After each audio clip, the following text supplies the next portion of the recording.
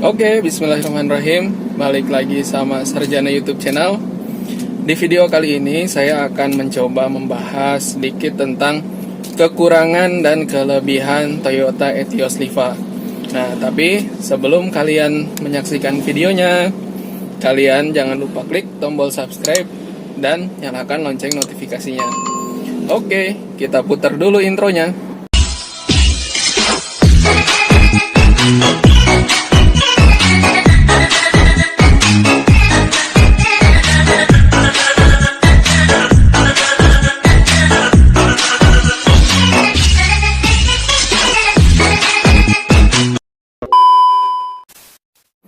Nah, yang pertama, Toyota Etios Liva itu memang dijual oleh perusahaan taksi, salah satu perusahaan taksi yang bernama PT Express Group. Di mana PT Express Group ini sudah berdiri di Indonesia sejak tahun 80-an ya. Dan pada tahun 2015, PT Express Group ini mengalami penurunan dari segi pendapatan atau laba bersih perusahaannya. Nah, terus-menerus mengalami penurunan, apalagi semenjak dihantam oleh taksi-taksi online. Nah, kemudian PT Express Group ini mensiasati mengurangi pengeluaran diantaranya dengan cara pengurangan jumlah armada. Nah, pengurangan jumlah armada ini berdampak pada penjualan beberapa unit aset perusahaan, termasuk penjualan unit si Etios Liva ini. Nah, apa saja kekurangan dan kelebihan dari Toyota Etios Liva ini? Yang pertama dari segi kekurangannya dulu ya. Dari segi kekurangannya ini, Toyota Etios ini yang pertama sudah tertidur cukup lama di pool. Nah, ini catat ya. Jadi kurang lebih 2-3 tahun mobil ini tidak beroperasi dan kemudian akhirnya dijual dengan sistem lelang serempak keseluruhan. Nah, ini akibatnya apa? Akibatnya ketika sudah terlalu lama mesin itu sudah ada yang berkerak. Nah, di daerah mesin itu sudah ada yang berkerak. Mungkin dari beberapa hal, dari beberapa sektor. Yang pertama bensin juga sudah menghasilkan sedikit timbal ya. Bisa jadi sudah ada timbal bensin yang ada di tangkinya itu. Kemudian oli juga sudah pasti sudah berubah ya. 2-3 tahun itu sudah pasti oli sudah berubah. Nah, itu di situ kekurangan yang pertama itu sudah tertidur cukup lama. Nah, kemudian kenapa mobil yang tertidur cukup lama ini memiliki pengaruh yang sangat banyak? Karena di satu sisi mesin tidak beroperasi, tidak bergerak, kemudian kepanasan, kehujanan, kotor, ada bangkai binatang, hewan, dan lain sebagainya. Nah, kemudian kekurangan yang kedua apa? Jujur ya, untuk Toyota Etios Liva ini yang saya gunakan sudah terlihat bahwa pernah terendam banjir. Nah, bisa tahunya itu dari mana? Gitu. Ada beberapa panel yang sudah berkarat yang seharusnya itu tidak berkarat. Nah, cara mengetahuinya kalian seperti apa? Kalian bisa bongkar bagian dashboard mobil kalian. Ketika ada karat di situ, apalagi karatnya itu merata, sudah dipastikan mobil itu pernah terendam banjir. Nah, akibatnya air banjir itu menjadikan korosi beberapa bagian mobil-mobil kalian atau menjadikan bagian-bagian mobil itu menjadi kropos. Kemudian kekurangan yang ketiga apa? Karena unit ini dijual dalam kondisi keuangan perusahaan yang semakin menurun, akhirnya unit ini dijual apa adanya gitu. Tidak dilakukan permajaan ya, jelas lah karena saat itu kondisi perusahaan sedang dalam keadaan rugi ya di tahun-tahun itu, sehingga memutuskan menjual unit-unitnya, sehingga untuk mengurangi biaya pengeluaran perusahaan juga tidak dilakukan peremajaan pada unit-unit yang akan dijual. Jadi tidak dilakukan peremajaan. Nah, kemudian kekurangan yang terakhir nih tidak cuma dialami oleh si Toyota Etios Liva ini, tapi juga dialami oleh beberapa mobil-mobil lain ya. Limo juga beberapa pembeli di YouTube banyak yang mengalami hal yang sama, yaitu proses surat-suratnya lama.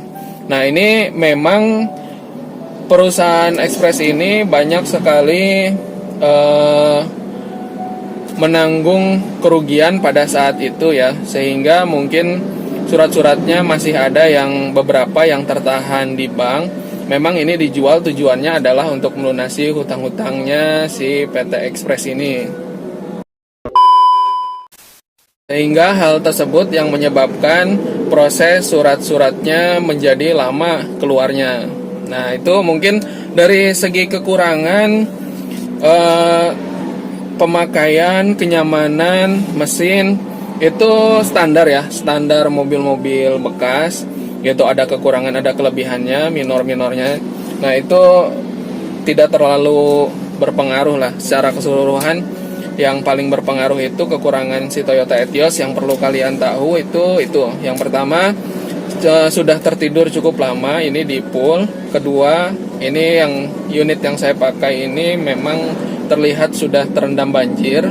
Sudah pernah terendam banjir, sehingga ada beberapa bagian yang sudah keropos, korosi, karatan, kemudian dijual dalam kondisi apa adanya, tidak dilakukan peremajaan terlebih dahulu karena memang kondisi perusahaan pada saat itu sedang mengalami kerugian, kemudian proses surat-suratnya yang lama. Tapi alhamdulillah ketika kalian membeli unit di seller yang terpercaya ya, salah satunya ini unit yang saya gunakan, ketika kalian mau membeli di kita, insya Allah proses surat-suratnya tidak akan lama.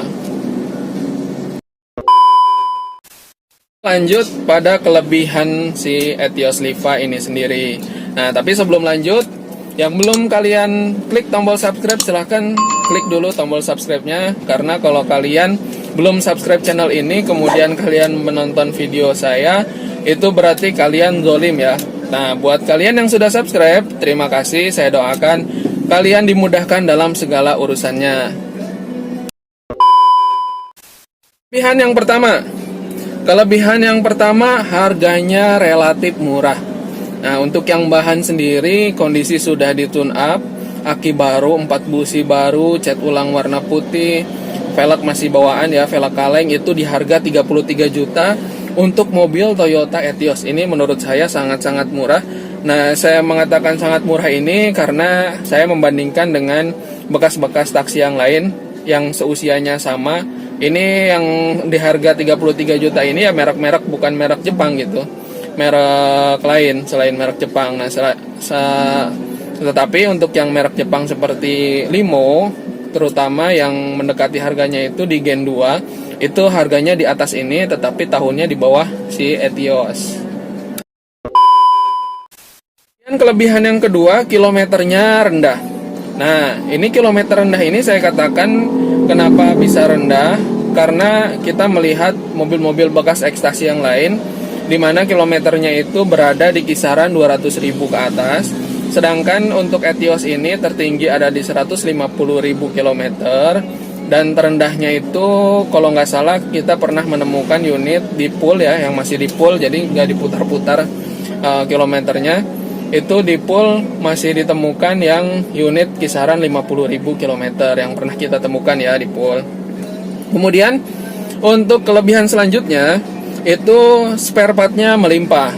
Nah, sebagaimana kita ketahui untuk mobil pabrikan Jepang ini Toyota bisa disubstitusi dengan mobil-mobil lain. Contohnya misalkan bisa menggunakan spare part dari Yaris lama. Kemudian beberapa bisa menggunakan spare part dari Limo, seperti itu. Dan juga untuk spare partnya ini sama persis dengan Etios Falco yang diproduksi asli di Indonesia.